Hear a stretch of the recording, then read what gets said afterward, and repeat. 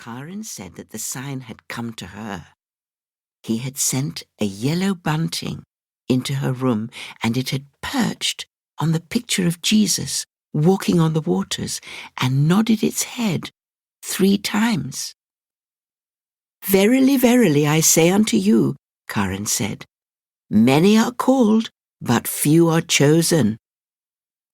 She put on a white dress and went round all day with roses in her hair and sang hymns and carried on in a very affected way.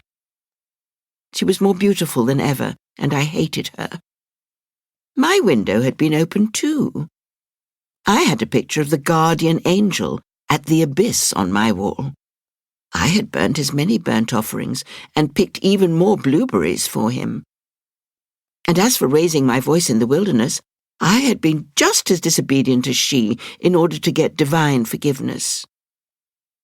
At morning prayers on the veranda, Karin looked as though grandfather was preaching only to her. She nodded her head slowly, with a thoughtful look on her face. She clasped her hands long before the Lord's Prayer. She sang with great emphasis and kept her eyes on the ceiling. After that business of the yellow bunting, God belonged to her. We didn't speak to each other, and I stopped raising my voice in the wilderness and sacrificing, and was so jealous that I felt sick. One day, Karin lined up all the cousins in the field, even the ones who couldn't talk yet, and held a Bible class for them. It was then that I made the golden calf. When grandfather was young and was planting like mad, he put a circle of spruce trees at the bottom of the field because he wanted a little arbor to have his afternoon tea in.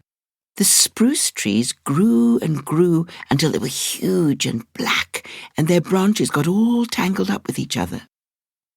It was quite dark inside the arbor, and all the needles fell off and lay on the ground because they never got enough sunshine.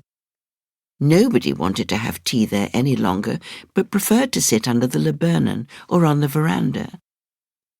I made my golden calf in the arbor because it was a pagan place, and a circle is always a good setting for sculpture. It was very difficult to get the legs to stay upright, but in the end they did, and I nailed them to the plinth just to make sure.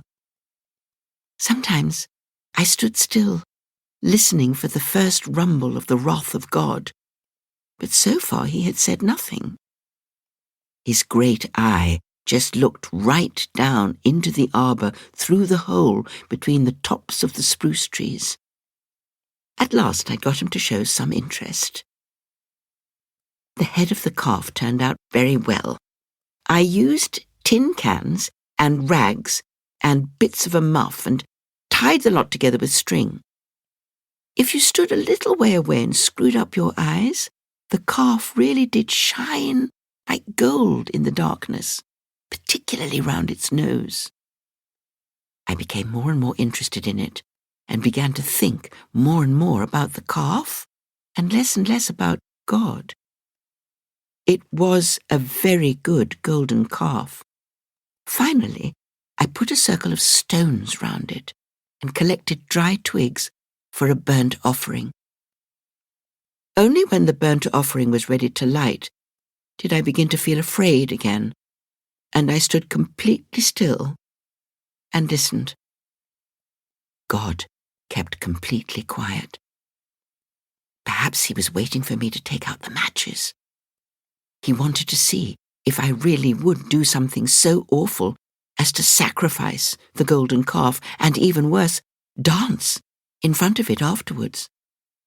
Then he would come down from his hill in a cloud of lightning and wrath and show that he knew that I existed. Then Karin could keep her old yellow bunting and her prayers and her blueberries. I stood there and listened and listened, and the silence grew and grew until it was overpowering. Everything was listening. It was late in the afternoon, and the light coming through the trees made the branches look